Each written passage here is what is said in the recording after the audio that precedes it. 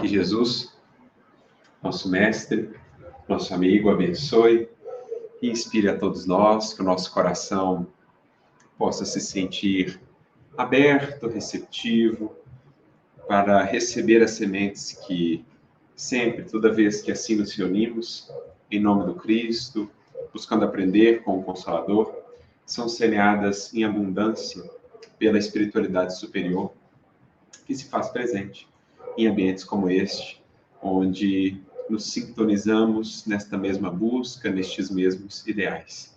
Para mim é uma imensa alegria, depois de um longo tempo, poder retornar a esta casa, que realmente transmite para nós esse acolhimento, essa simplicidade, que são da própria essência do cristianismo e do evangelho, e que, naturalmente, o espiritismo, na condição de evangelho redivivo, busca também nos apresentar, para que sintamos assim, ou pelo menos possamos, em pensamento, nos projetar àqueles tempos do cristianismo primeiro, onde aqueles cristãos, aqueles homens e mulheres reuniam-se nos ambientes os mais singelos, mas ali sentiam a grandeza da vida, sentiam a presença do Mestre, encontravam alento, força, inspiração para as lutas do caminho e por isso tiveram a força, a fé de marcar a história da humanidade com os seus testemunhos, com os seus exemplos,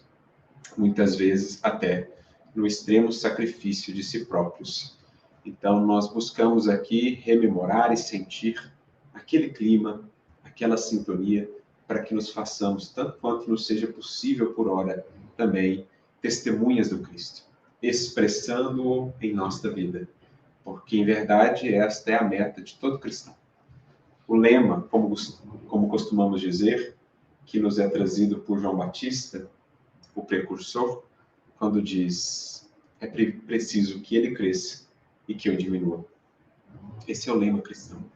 É preciso que o Cristo cresça na expressão de nossa vida, em nosso falar, em nosso sentir, em nosso simples olhar, em nosso agir. E o velho eu que temos sido, ainda tão marcado pelas paixões e pelas ilusões, é preciso que ele vá aos poucos perdendo espaço, para que uma nova versão de nós mesmos, reconfigurada ou moldada à luz do Evangelho, possa crescer, florescer e frutificar. É com esse intuito, então, que aqui estamos, rogando as bênçãos de Jesus para todos nós, para que seja uma noite proveitosa de reflexões. E, buscando esse proveito espiritual, vamos conversar sobre um assunto ou sobre um recurso que é dos mais fundamentais para a jornada do espírito, especialmente quando encarnado, imerso nas lutas materiais, limitado pelos sentidos, que são uma janela muito estreita para a realidade da vida, embora sejam bênçãos a nós conferidas pelo Senhor, os sentidos, são uma janela muito estreita, é preciso reconhecer, quando em comparação com o espírito, a realidade espiritual. Então, por conta dessa estreiteza, dessa limitação de nossa percepção, muitas vezes nos vemos assim, limitados em nosso entendimento, incapacitados de enxergar mais além, de perceber ou notar com clareza os convites da vida nesta ou naquela circunstância, quais as lições que se nos apresentam diante de determinada ocasião. É preciso, então, utilizarmos de um recurso fundamental que nos ajude a ampliar a percepção, que nos ajude a nos conectarmos àqueles que são do mundo espiritual, os nossos benfeitores, os nossos orientadores, porque aprendemos com o Espiritismo, ninguém caminha só no mundo. Estamos cercados, já dizia o apóstolo Paulo, por uma nuvem de testemunhas, aquelas que nos querem bem, espíritos familiares, espíritos benfeitores, e também aqueles outros que ainda não simpatizam conosco, ou que querem nos desviar da rota e da marcha.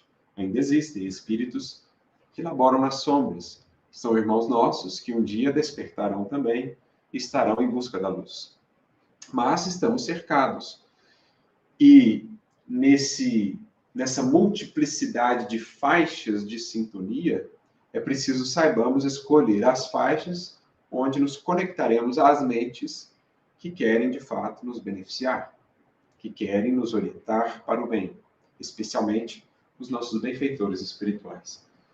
E, para tanto, nos foi dado um recurso que nos permite ajustar essa faixa, buscando as mais elevadas, que nos permite ampliar a nossa percepção, não por meio dos sentidos físicos, mas aquela oriunda da intuição, aquela oriunda mesmo do pensamento que consegue captar, digamos, as ondas desses benfeitores espirituais, as sugestões mentais que projetam sobre nós.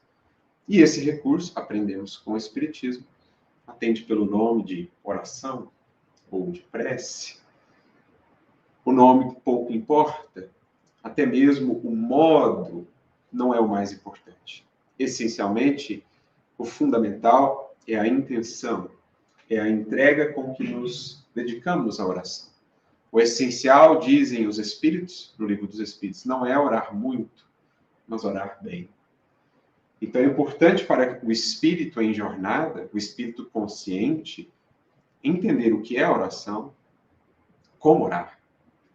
Aprendermos a orar bem, para que a nossa vida vá se convertendo cada vez mais em constante oração. Porque a oração não é só o diálogo com Deus, mas também a atuação condizente com a lei divina. O espírito, quanto mais maduro e avançado na senda evolutiva, mais faz do seu simples pensar já um ato de oração. Um espírito elevado, um espírito do porte do Cristo, por exemplo, tudo que ele faz já é em si oração que se funde com ação. Já não há mais divisão, já não há mais distância entre o orar e o agir, porque tudo se funde num compromisso constante de fidelidade à lei divina. Cada gesto seu, cada ato de sua vida é um ato de adoração a Deus. É isso que Jesus define no Evangelho como sendo a adoração em espírito e em verdade. É o que nós buscamos. Por ora, temos aqueles momentos mais propícios, e são fundamentais, em que, como diz Jesus também no Evangelho, buscamos o quarto mais interno, cerramos a porta, isto é, nos apartamos das preocupações exteriores, né? Sobretudo um apartar-se interior, não é tanto a questão do espaço exterior, mas ali nos isolamos por um momento, ou nos conectamos mais profundamente para entrar em sintonia. A oração visando iluminar a nossa ação. Mas o processo em que todos estamos inseridos é um dia fazer de cada ação já em si oração. E de cada oração um compromisso com a ação. É essa oração que visamos. É o que Leon Denis chega a dizer no seu livro, O Problema do Ser e do Destino. Chegado a uma certa altura, o pensamento da criatura, né, quando ele chega a um certo patamar evolutivo e de consciência, já é em si, a todo momento, oração. Então, são referências para nós, horizontes do que é esse orar bem que buscamos. Os Espíritos também acrescentarão. As mãos que laboram são talvez até mais sagradas do que os lábios que falam, né, durante a oração. Mas é preciso conjugar ambas as coisas. Até o Mestre Divino, até Jesus, tinha também os seus momentos particulares em que ele buscava a comunhão com o Pai. Como nos dizer que até para um espírito puro, estes momentos são importantes. Mas também, tudo mais que ele fazia era em si oração. Então a gente precisa entender melhor o que é a oração, para que saibamos orar bem, para que saibamos extrair o máximo desse recurso, que, dizem também os benfeitores em O Livro dos Espíritos, é um recurso jamais negado à criatura. Desde que sincera, nenhuma oração passa sem resposta. Nenhuma oração, quando sincera, deixa de ecoar no mais alto e receber atenção. Cuidado, envolvimento de espíritos. Nós vemos nas obras de André Luiz, por exemplo, todo o empenho que se mobiliza, às vezes, a partir de uma oração. Há um livro muito belo chamado Entre a Terra e o Céu. Ele inicia com a oração de uma criança, pedindo auxílio pela sua família. Sua mãe havia desencarnado, a atual companheira do seu pai passava por um processo difícil, um processo obsessivo, que na verdade era movido pela própria mãezinha dela que havia desencarnado e que ainda não havia compreendido muito bem a sua situação. E ela ora à mãezinha, pedindo que auxiliasse a família, a madrasta. Só que ela não sabia que a mãezinha ainda não estava em condições de fazer. Mas essa oração não fica perdida. Ela refrata, digamos assim, e ela é direcionada ao nosso lar, a departamentos em nosso lar lá, que tinham a finalidade de ficar justamente analisando as orações e deliberando as melhores ações a partir daquilo. E o ministro Clarencio, então, e uma equipe se mobilizam para atender a necessidade daquela família. Aquela criança reencarnada era um espírito que estava vinculado à colônia de nosso lar e que havia voltado à matéria em tarefa de aprendizado, de renovação. Então, mobiliza-se, praticamente a história do livro inteiro é o desdobramento dessa prece. Né? Quanto de trabalho e de desenvolvimento, de esforço da espiritualidade a partir da oração desta criança. Inclusive, mais tarde, a sua mãe desperta, compreende melhor a sua situação, já não nutre mais para com a madrasta, né? A atual companheira do ex-esposo, nenhuma aversão, nenhum sentimento menos feliz, e torna-se, inclusive, uma auxiliar prestimosa dela. Então, é muito bonito a gente ver, ao longo do livro, da história, o poder de uma prece pura, cândida, de uma criança, que mobilizou os céus, entre aspas, literalmente, e que acarretou uma série de esforços e, naturalmente, né, o amparo da espiritualidade para que aquele conjunto de espíritos em resgates, em reajustes reencarnatórios, pudesse seguir adiante, e aprendendo e crescendo. Então, esse é o recurso que jamais é negado a nenhuma criatura, por mais fundo tenha descido a criatura, por mais tenha ela mergulhado nos abismos das quedas morais, das ilusões, se é sincero o seu arrependimento e o seu anseio de mudança, o alto lhe atende às rogativas. Não sempre como desejaríamos, mas sempre como precisamos. Essa é uma questão essencial no que diz respeito à prece. A resposta chega. Nem sempre, ou muitas vezes, não nos moldes que desejaríamos, mas nos moldes ou conforme necessitamos. E um dos principais aprendizados de nós, espíritos encarnados, será aprender a entender as respostas. A entender que não nos cabe dizer a Deus o que fazer, ou ao Cristo, mas antes acolher os seus desígnios amorosos a nosso respeito, porque nos conhecem mais do que nós próprios nos conhecemos. Sabem de nossa trajetória espiritual, sabem dos pontos frágeis, das pedras de tropeço em que geralmente temos tropeçado. Sabem que determinada experiência que para nós julgamos seja absolutamente necessária, talvez não será a melhor, muito provavelmente não será a melhor, mas aquela outra que afastamos a todo custo será justamente o que precisamos, aquela convivência, aquele problema, aquela enfermidade. Então, a voz divina, ela se manifesta de maneiras, talvez, nem sempre as mais, digamos assim, diretas, né?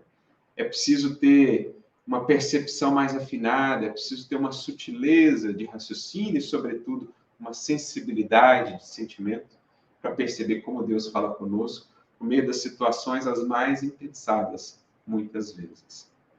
E o que nos motiva a essa reflexão nesta noite foi um texto pelo qual nós passamos recentemente, do apóstolo Paulo. Nós já o citamos aqui algumas vezes, mas nós líamos a sua epístola aos Romanos, vou abri-la aqui, no capítulo de número 8, né, da sua epístola aos Romanos. Essa aqui é uma das suas epístolas mais conhecidas. E nessa epístola, deixa eu ver certinho aqui, no capítulo de número 8, nos versículos de número 26 e 27, ele traz para nós algumas considerações sobre a oração, que julgamos interessantes. Vamos ler aqui os versículos e aí a gente vai tomá-los como base para as nossas considerações. Paulo diz assim: e da mesma maneira, também o Espírito ajuda as nossas fraquezas. O Espírito aqui, né, esse Espírito com artigo definido, o Espírito, ele não está falando de um Espírito em particular. Ele está falando do Espírito Divino, né, da providência divina, do Criador, que por meio do seu pensamento, mobilizando a multidão de espíritos que em seu nome trabalham, alcança, ampara a todas as criaturas, na Terra e além, no universo sem fim. O Espírito Divino que envolve a todos os seres, toda a criação, como peixes no oceano, irá definir André Luiz no início do livro Evolução em 2 Mundos. Seres e coisas imersos no fluido universal, que carreia, né, que transporta o pensamento divino a toda parte. Deus, portanto, se faz presente junto a todos os seres que vivem. Tudo que ocorre repercute nele, assim como o seu pensamento repercute em cada um de nós. Por isso também Paulo dirá, numa de suas cartas, na verdade, fazendo referência a um filósofo grego, nele nos movemos e existimos. Nele vivemos, nos movemos e existimos. Então, é o que o Espiritismo também nos explica. Esse espírito definido aqui, né, esse espírito singular, é uma referência ao próprio Criador e também naquela expressão que é muito comum nos evangelhos, por exemplo, o Espírito Santo, né? Outras denominações religiosas terão uma visão um pouco diferente, mas no Espiritismo, Emmanuel até que chega a comentar isso, entenderemos o Espírito Santo como o conjunto dos espíritos santificados que atuam em nome do Criador, que, recebendo o seu pensamento, operam em seu nome, cumprindo os seus desígnios. Seria essa a ideia do Espírito Santo. Né? Então, esse Espírito, a providência divina, ajuda as nossas fraquezas. Porque não sabemos o que havemos de pedir como convém. Mas o mesmo Espírito intercede por nós com gemidos inexprimíveis. Não estranhamos o palavreado da época, né? São expressões singulares que remetem a um contexto de há 2000 anos, lá no Oriente, portanto, distintos, né, obviamente, do palavreado que nós estamos acostumados aqui no Ocidente, em nossos tempos modernos. Mas nós entendemos que a palavra é simples vestimenta da ideia, e a ideia é o que importa. A ideia é atemporal, a ideia não tem tempo. Por isso, estudando o Evangelho, é sempre importante aprendermos a desvestir a letra, né, para acessarmos ali o Espírito. A letra mata, diria o próprio apóstolo, e o Espírito vivifica. Quem se prende só à letra pode cair nas falsas interpretações ou na interpretação dogmática ou até mesmo fanática de determinados termos, expressões, mas quem entende ou busca as ideias por detrás, esse está buscando verdadeiramente o ouro para além do cascalho. Então esse é um esforço constante de todos nós, e o próprio Kardec exemplifica isso ao longo de todo o Evangelho segundo o Espiritismo. O cuidado de buscarmos, para além da forma, a essência, para além da letra, o Espírito. Então, o que Paulo está dizendo aqui? Que apesar das nossas fraquezas e da nossa ignorância, o Espírito, Deus, nunca deixa de nos amparar. É isso que nós entendemos por amor incondicional. O amor divino não estabelece condições para se expressar. Ele ama a todos os filhos, mas nos ama a tal ponto que nos dá a liberdade, inclusive, de não amarmos por hora, de não conhecermos por hora, de até duvidarmos da sua existência por hora. Mas, mais cedo ou mais tarde, o espírito avança e sente que, na verdade, a grande busca do seu coração é entrar em comunhão com essa força soberana, com a inteligência suprema e o amor ilimitado do universo, que é o nosso Pai. Diria Santo Agostinho nos seus escritos lá atrás: inquieto está o nosso coração enquanto não repousar em ti. Enquanto o nosso coração não estiver perfeitamente integrado a Deus, inquieto, em algum nível ele está. Somente os corações de um espírito puro, por exemplo, né, ou de espíritos puros como Cristo, são os corações que já vibram a perfeita felicidade, a absoluta paz, porque já perfeitamente repousando em Deus. E entendamos o repousando não como inércia. Entendamos o repousando aqui como essa serenidade, essa confiança que dá segurança, que dá base firme, mas que é também um constante agir, um constante operar. Jesus chega a dizer: a minha comida é fazer a vontade do meu Pai. Então, isso é repousar em Deus sem nunca descansar. É estar em perfeita integração com Ele, mas sempre operando. E nunca se cansando, porque conectado à fonte da vida. Então, é isso que nós estamos buscando e um dia alcançaremos quando chegarmos, e todos chegaremos lá, essa é a boa nova, essa é a boa notícia, a condição de espíritos puros. Mas ele diz, então, que esse amor incondicional nos ampara apesar dele. Qualquer que seja a nossa escolha, os nossos caminhos, a misericórdia vai cercando os nossos passos de recursos, de novas oportunidades, de possibilidades, do amparo dos espíritos que atuam em seu nome, até que venhamos a nos abrir a isso e ajudarmos a nós mesmos. Ajudarmos Deus a nos ajudar. Porque quem poderia nos separar do amor de Deus, diz Paulo, senão nós próprios. Então ele nos ajuda, apesar também de muitas vezes não sabermos, como ele diz aqui, pedir como convém.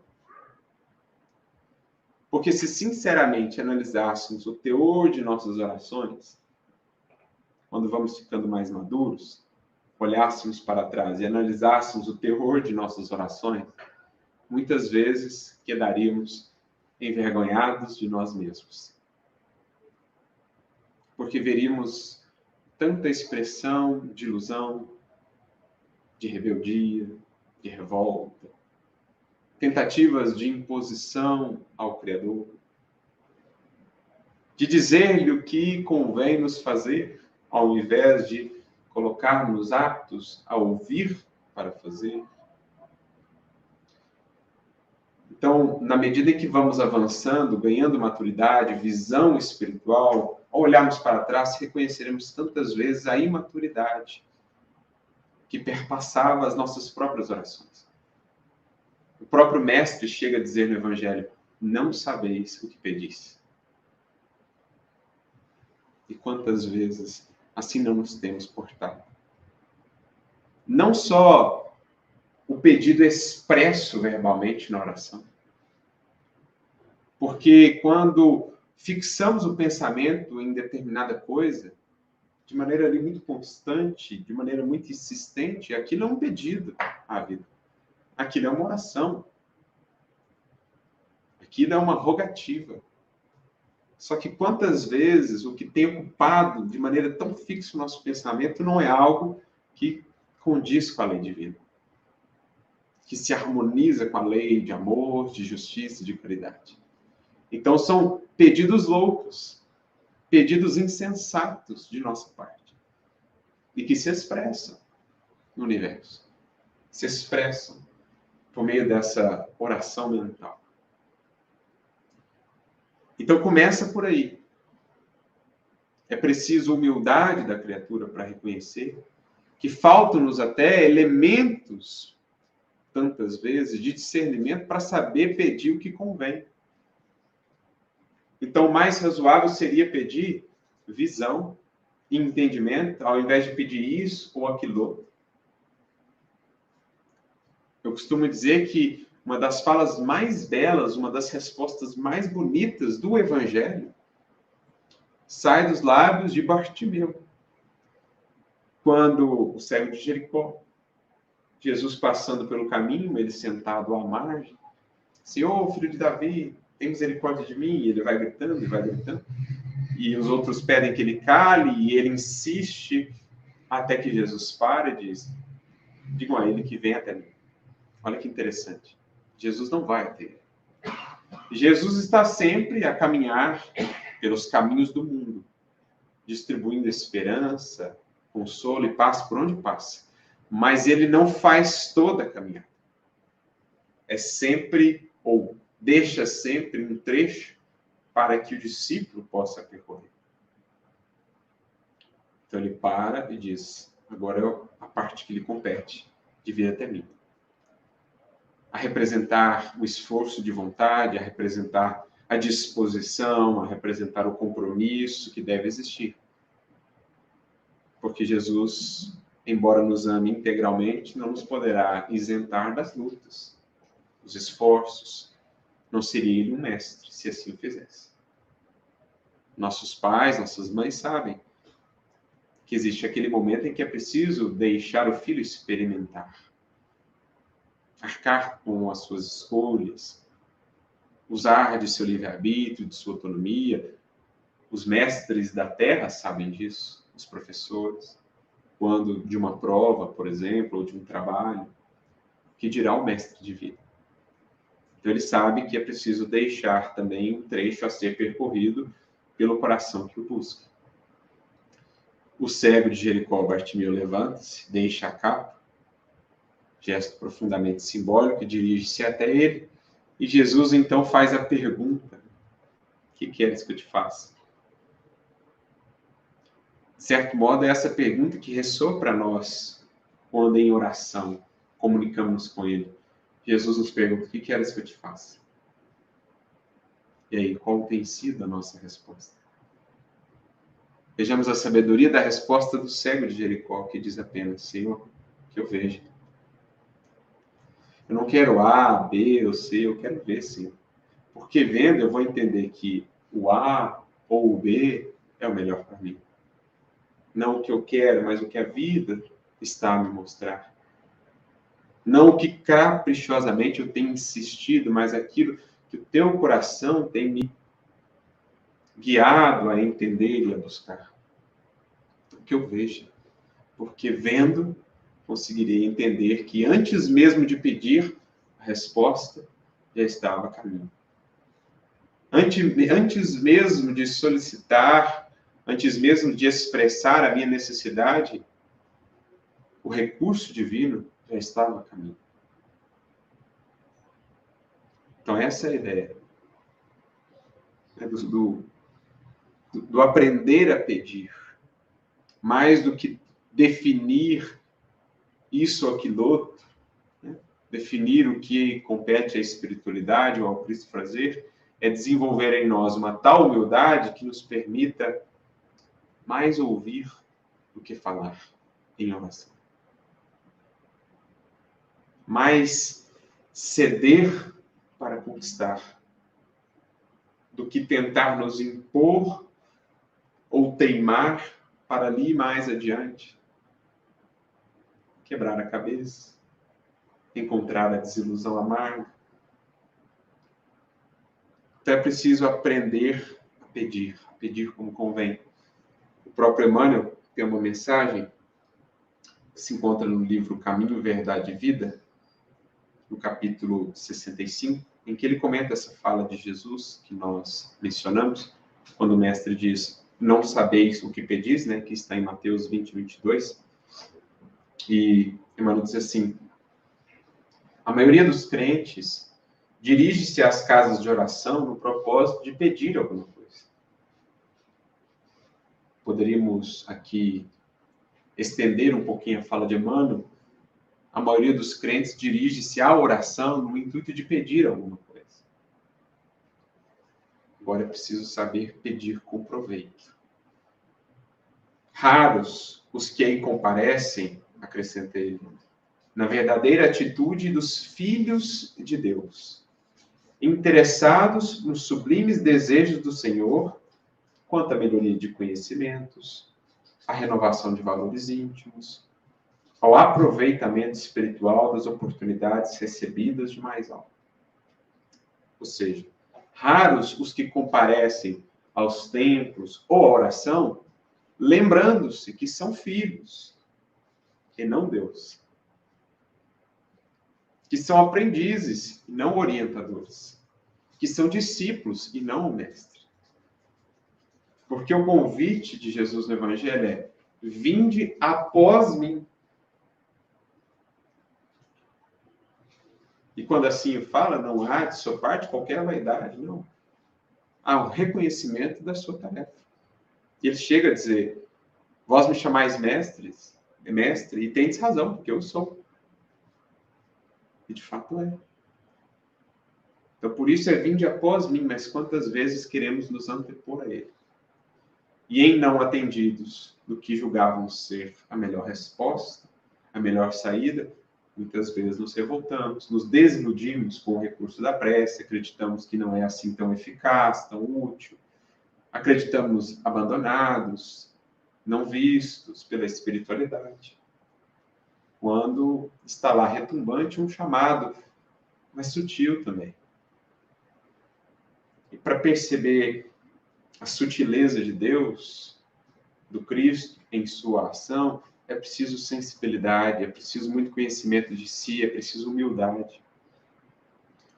O poeta Rabindranath Tagore, prêmio Nobel indiano, depois em espírito trouxe várias mensagens, obras por meio do Divaldo, de outros médiuns. Rabindranath Tagore dizia que o poder infinito de Deus não está na tempestade, mas sobretudo na brisa. Claro que em tudo vemos o poder de Deus, tanto no trovão que ressoa, que retumba, como na flor que nasce, silenciosa e tão bela. Mas quando ele fala da brisa, essa singeleza do operar divino, que atua ocultamente, anonimamente, não exigindo louros ou reconhecimento. Gesiel, no livro Paulo Estevão, diria, Deus opera em silêncio, não concorre com as vaidades das criaturas. Para perceber essa voz e essas respostas, é preciso muita serenidade íntima. É preciso amainar o tumulto de nossas emoções interiores, o caos de nossos pensamentos, para que então mais em ordem, para que então mais serenos consigamos, de fato, perceber o que nos chega do mais alto. O lago agitado não é capaz de refletir a luz das estrelas, nem a luz solar. Mas o lago plácido, a mente que se faz plácida, reflete mais diretamente, mais amplamente a luz divina.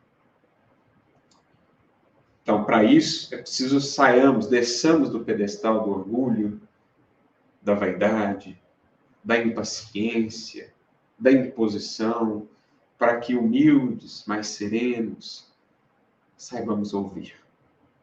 A rigor, prossegue Emmanuel, os homens deviam reconhecer nos templos, podemos acrescentar na oração, o lugar sagrado do Altíssimo, onde deveriam aprender a fraternidade, o amor, a cooperação no seu programa divino. Quase todos, porém, preferem o ato de insistir, de teimar, de se imporem ao paternal carinho de Deus, no sentido de lhe subornarem o poder infinito. Aí Emmanuel até Emanuelino aqui. Pedinchões inveterados, é assim que nos classifica, e é preciso reconheçamos, muitas vezes somos pedinchões inveterados. Abandonam, na maior parte das vezes, o traçado reto de suas vidas, em virtude da rebeldia suprema nas relações com o Pai. E aí, abandonando esse traçado reto, abandonando o caminho para buscar os atalhos falsos que nos conduzem aos abismos, aos labirintos por nós tantas vezes já encontrados em outras experiências, mais uma vez, nos vemos mais adiante, entediados, arrependidos, desiludidos, porque não buscamos a retidão com o Pai, não buscamos mais ouvir do que falar a Deus. Então é preciso saber pedir, e para saber pedir é preciso discernimento, e o discernimento é filho do conhecimento de nós mesmos, é filho do estudo, né? Da sabedoria que vamos adquirindo no estudo levado à prática. O discernimento, a razão esclarecida é também filha da sensibilidade. expressão que gostamos muito, Kardec traz no Evangelho segundo o Espiritismo, maturidade do senso moral, que independe de cultura intelectual, de idade, quanto tempo de espiritismo, é um atributo do espírito, já conquistado, já desenvolvido, pelas lides do amor, na bondade, que vão tornando as fibras do nosso coração mais sensíveis, como uma harpa mais habilitada a ser tocada pelos dedos divinos. Aqui, permitam-me, né, a licença poética.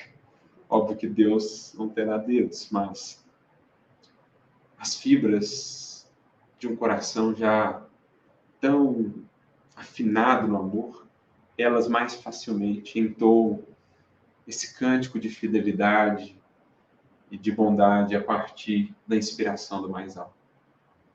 E, de certo modo, é essa expressão que Paulo traz quando ele usa aqui o termo gemidos inexprimíveis. Parece estranho, né? Mas essa palavra ela pode ser traduzida, quando a gente vai no grego, também por suspiro, por sussurro. É aquela ideia da sutileza mesmo de Deus que nós mencionávamos agora, a brisa que Tagore cita. Somente esses corações que se fazem assim brandos, mansos, puros, é que podem sintonizar e expressar mais facilmente a voz divina, entender a resposta divina e com ela se conectar para realmente extrair o máximo da prece. Porque, lembrando mais uma vez, a grande finalidade da prece em nossos caminhos não é tanto mudar as circunstâncias, mas antes de mais nada, nós mesmos diante das circunstâncias. Às vezes, em orando, a circunstância ficará a mesma, ou até mais desafiadora. No entanto, o coração estará mais seguro, mais confiante, mais disposto, mais entregue, mais humilde a aprender com a experiência. Então, esse é um processo absolutamente fundamental. Aprendemos a ver como o Espírito tem intercedido por nós, diz aqui Paulo, com esses gemidos inexprimíveis.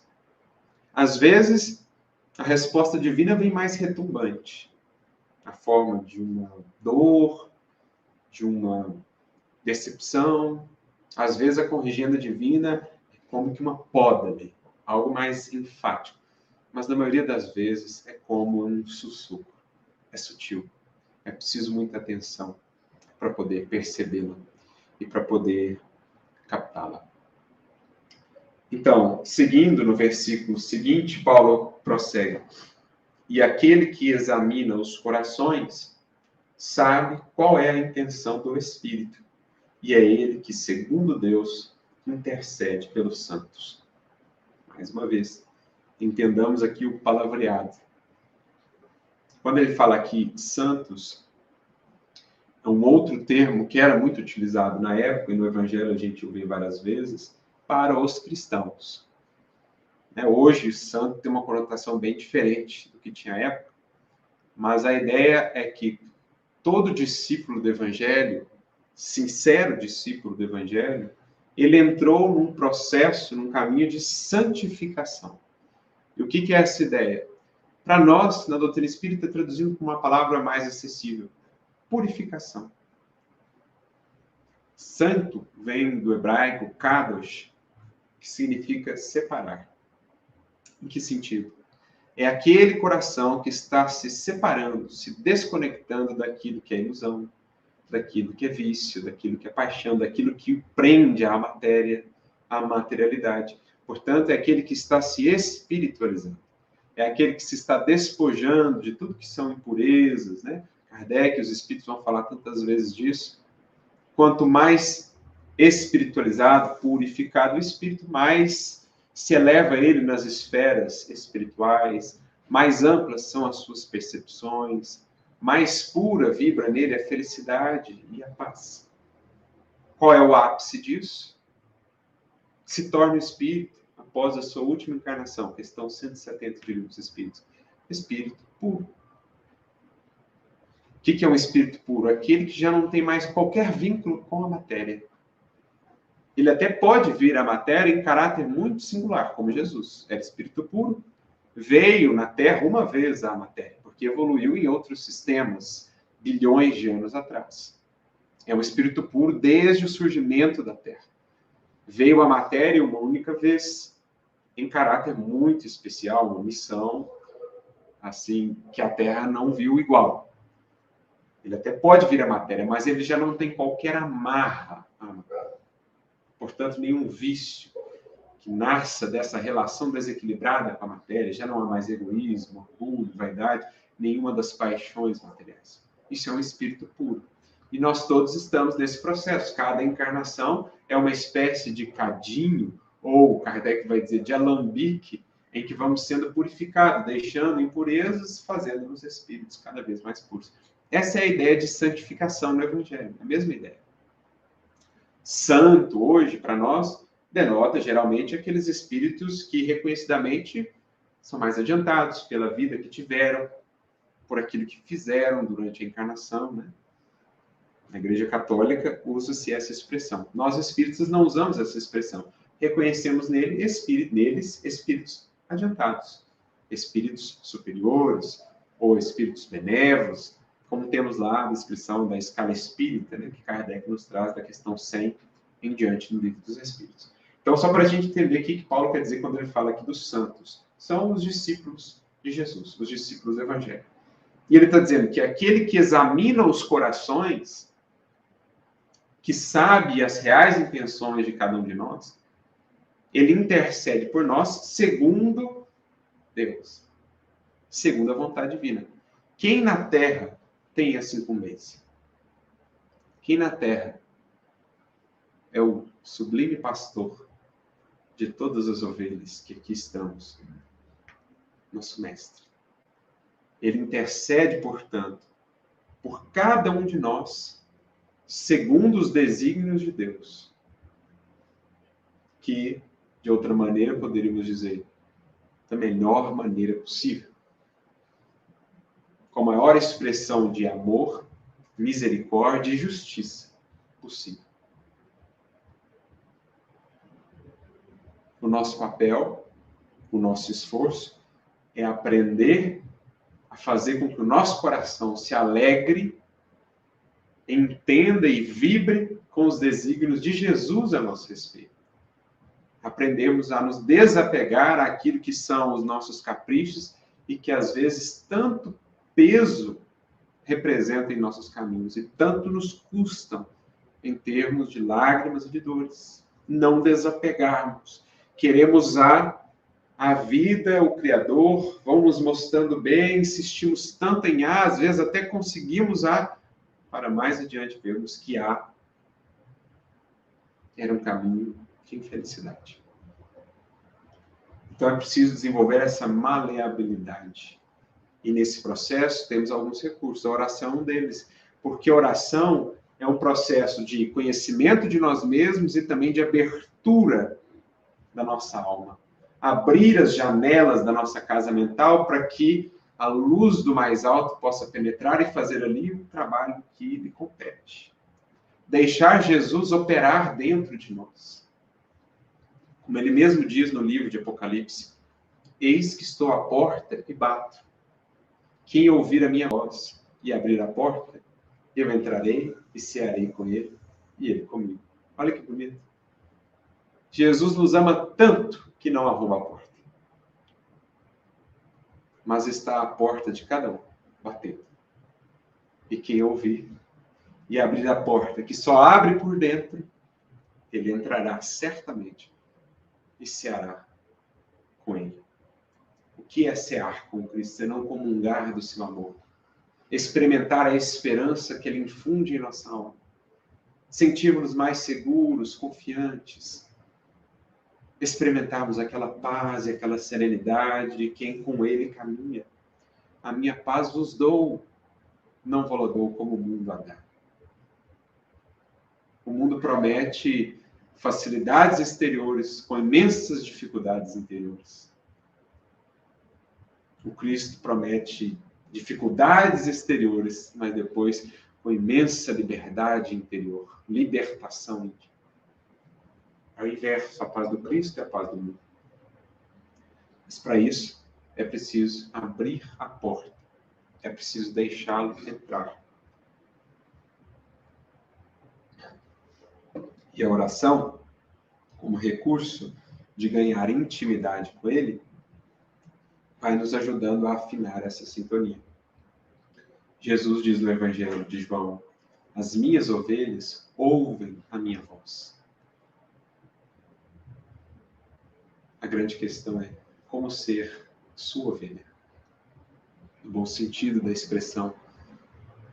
A ovelha do Cristo, isto é, aquele coração que já se fez manso, fiel à voz do bom pastor, é aquele que, em meio às 1000 vozes dissonantes do mundo, aos 1000 cantos de sereia que nos alcançam todos os dias, sabe identificar a voz do pastor. É aquela ovelha que, em meio às 1000 vozes internas, as falsas vozes que nos conclamam a esta ou aquela ilusão, sabe ele filtrá-las todas para identificar aquela voz íntima da consciência que lhe fala em nome do bom pastor. Então, somente aqueles que se fazem ovelhas suas, criando a intimidade com o pastor, o mestre, é os que conseguem captar a sua voz. Ouvi-la, mesmo em meio ao tumulto, à turbulência do mundo. O que faz a ovelha identificar entre tantas vozes a voz do seu pastor é a convivência dela com ele, a intimidade que ambos constroem, e é o que nós vamos estabelecendo por meio da prece. É o que nós vamos estabelecendo no trabalho, no bem, que ouvimos o chamado do Cristo a servir. É o que nós vamos fazendo por meio do estudo, em que sintonizamos a acústica da nossa alma à voz sublime daquele que nos educa, por meio do Evangelho, por meio do Espiritismo. São todos meios de criar essa intimidade para que saibamos perceber como Ele está a interceder por nós. Por isso, acrescentando ainda em nossas considerações, outra mensagem de Emmanuel, no livro também Caminho, Verdade e Vida, chamada Na Oração, ele comenta uma frase muito bonita, né, dos apóstolos, que se encontra no capítulo 11 de Lucas. Se não me engano, era Pedro, ou algum, né, dos apóstolos ali, que volta-se para Jesus e diz: Senhor, ensina-nos a orar. Que frase bela, a denotar humildade, a denotar um coração que realmente quer acertar e quer ouvir essa voz. A do Cristo, a de Deus. Senhor, então ensina-nos a orar, se a oração é assim tão importante, se ela é esse processo de nos conhecermos, se ela é esse processo de decodificarmos os desígnios e as orientações divinas, de novamente alinharmos a nossa bússola ao magnetismo do amor, ensina-nos a orar. E aí, ao comentar isso, essa frase, Emmanuel diz: a prece nos círculos do cristianismo caracteriza-se por gradação infinita em suas manifestações, porque existem crentes de todos os matizes nos vários cursos de fé. Por que a prece tem uma gradação infinita? Porque infinita é a gradação dos espíritos. Nós temos espíritos desde os mais imaturos ainda muito embrutecidos, ainda completamente cerrados no egoísmo, até aqueles espíritos que já estão em culminâncias de testemunho, de renúncia e de entrega. A oração de uma Alcione, em seus testemunhos no livro Renúncia, será muito diferente da oração que um Públio Lentulus fazia no livro Há 2000 anos aos ídolos romanos. Gradações infinitas de espíritos. Assim ainda hoje. E aí ele acrescenta: os seguidores inquietos exigem a solução de caprichos inferiores. Então, a inquietude do coração, as emoções não olhadas, não conhecidas, não trabalhadas, a se traduzir em impaciência e imposição. A se traduzir essa imposição junto daqueles que convivem com a pessoa, no âmbito do lar, fazendo a convivência às vezes tão difícil, e a se traduzir inclusive na oração, a exigir do Criador isso ou aquilo outro. Os egoístas exigem a solução, perdão, eu li duas metades de frases distintas, eu vou voltar. Os seguidores inquietos reclamam a realização de propósitos inconstantes. Como ele é inquieto, como ele não consegue dar uma cadência às emoções, assim também os seus caminhos são inconstantes. Ora ele vai para cá, muda o vento, muda a circunstância, ele vai para lá, ele não consegue ter foco, perseverança, porque é impaciente, porque não se trabalha internamente, não consegue ali adotar um novelo, um fio, né, condutor para a sua ação. Aí sim, os egoístas exigem a solução de caprichos inferiores. Tão fechados em si mesmo que tudo gravita ao redor de si. Eu, meu, para mim, os outros, família, inclusive, devem estar a serviço do meu querer, inclusive, na suprema pretensão da criatura, o próprio Criador. Os ignorantes do bem chegam a rogar o mal para o próximo. O Mano está dizendo que tem coração que, mesmo na oração, chega ali, sabe, meio veladamente, Senhor, cuida de fulano, dá um jeito no ciclano.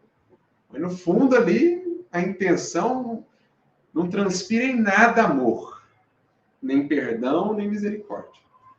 No fundo é aquela vingança velada ali, né, de justiça, transfigurada em aparente justiça, mas no fundo ainda é.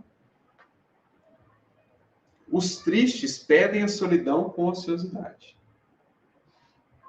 O indivíduo que mergulhou-se na absoluta tristeza, não tem conseguido sair, né, dessa sombra, dessa caverna em que acabou se arrojando, acaba querendo permanecer ali como está, sem buscar recursos de sair, ou de, contando com o amparo do alto, fazer o seu esforço para sair também desse estado em que se encontra. E Emmanuel chega a dizer, os desesperados suplicam a morte. O indivíduo que perdeu toda e qualquer esperança, que se encontra no ápice do desespero, ao invés de buscar a serenar o sentimento, muitas vezes busca ali a fuga. Já não vale mais viver. Senhor, tira-me daqui. Como se a simples passagem para o lado de lá houvesse de resolver todos os nossos problemas. Quando sabemos assim não é. Aqui ou além, facearemos o céu ou o inferno que temos construído em nós. Inúmeros beneficiários do Evangelho imploram isso ou aquilo com alusão à boa marcha dos negócios que desinteressam a vida física. Então, para alguns corações, é aquela visão da pura prosperidade material. A bênção divina estará em meus caminhos se materialmente prosperar. Infelizmente, essa visão ainda envolve a muitos corações do mundo. Essa visão acerca do Evangelho. Sem pensarem que o próprio Mestre é a própria prova em contrário disso. Porque materialmente não há nenhuma prosperidade no Cristo, entre aspas. Mas espiritualmente é o que de mais abundante nós já vimos. Jesus não tinha recursos materiais, não tinha poder no mundo, influência, prestígio, nada disso. E, no entanto, alguém duvida que a bênção divina esteve sempre com ele? Então, aqueles corações que atrelam sempre o amparo divino a recursos materiais estão ainda muito longe do entendimento real do que seja a resposta do alto em nossos caminhos. Em suma, diz Emmanuel, buscam a fuga. Anelam somente a distância da dificuldade, do trabalho e da luta digna. Então, querem fazer da oração um processo fácil de darem a volta nos problemas, né? Ou um jeitinho nos mecanismos da lei. Quando, em verdade, deveríamos ver na oração um recurso de fortalecimento para termos a coragem, para termos a firmeza de encararmos agora os problemas que estão diante de nós, para não os postergarmos para depois, complicando a solução. Jesus suporta, paciente, todas as fileiras dos candidatos do seu serviço, de sua iluminação, estendendo-lhes mãos benignas, tolerando-lhes as queixas descabidas e as lágrimas inaceitáveis. Então, nem por isso, nem pela nossa rebeldia, pela nossa imaturidade, infantilidade, deixa Jesus de nos amar. Acolhe-nos, amoroso e paciente, ajuda-nos como é possível ali, sem, claro, atender aos nossos caprichos, mas espera, sabendo que mais cedo ou mais tarde o coração se exaure, o coração anseia por experiências maiores, por mais maturidade, por mais discernimento. E aí ele diz, todavia, quando aceita alguém no seu discipulado definitivo, algo acontece no íntimo da alma contemplada pelo Senhor. Então é diferente no caso daquele que já despertou para o discipulado. E o que é despertar para o discipulado? Despertou para a parte que ele cabe. Porque a oração não será mais vista como um instrumento de fuga ou de facilidade, mas sim sustentação para fazer o que é preciso fazer. Sustentando-nos a coragem de facearmos a nós mesmos, de devassarmos o nosso mundo interior, de lidarmos com as consequências de nossas escolhas. Esse é o discípulo que mais maduro entra agora na senda de fato libertadora. Neste caso, é diferente. A relação é muito diferente, porque da parte do discípulo agora a perspectiva é outra e o Cristo encontra um terreno mais fértil, uma alma mais aberta. Cessam as rogativas ruidosas. Acalmam-se os desejos tumultuários. Converte-se a oração em trabalho edificante. O discípulo nada reclama. E o mestre, respondendo-lhe às orações, modifica-lhe a vontade todos os dias, alijando-lhe do pensamento os objetivos inferiores. Então, para esse coração, que já está de mãos dispostas, que já está em si disposto ao trabalho, à renúncia, ao sacrifício, ao conhecimento de si, a este, mais propriamente, as respostas chegam na sutileza do seu mundo interior, como? Modificando-lhe a vontade, renovando-lhe o sentir, aclarando-lhe as ideias, porque ele já ofertou um campo em que o Cristo possa atuar mais propriamente. Ele, mais do que falar, agora anseia ouvir. Ele, mais do que desejar, anseia agora servir. E Jesus encontra ali, então, um instrumento de que pode se utilizar para estender as bênçãos do Evangelho. Por isso, Emmanuel conclui: o coração unido a Jesus é um servo alegre. O coração unido a Jesus é um servo alegre e silencioso. Disse-lhe o mestre: levanta-te e segue-me. E ele ergueu-se e seguiu. É isso que Paulo buscou nos dizer.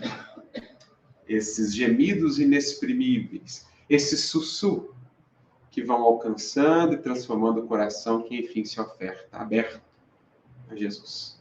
Que possamos aprender a sermos um servo alegre e silencioso, de coração entregue às mãos de Jesus, para que nele ele possa talhar a obra divina do sentimento iluminado.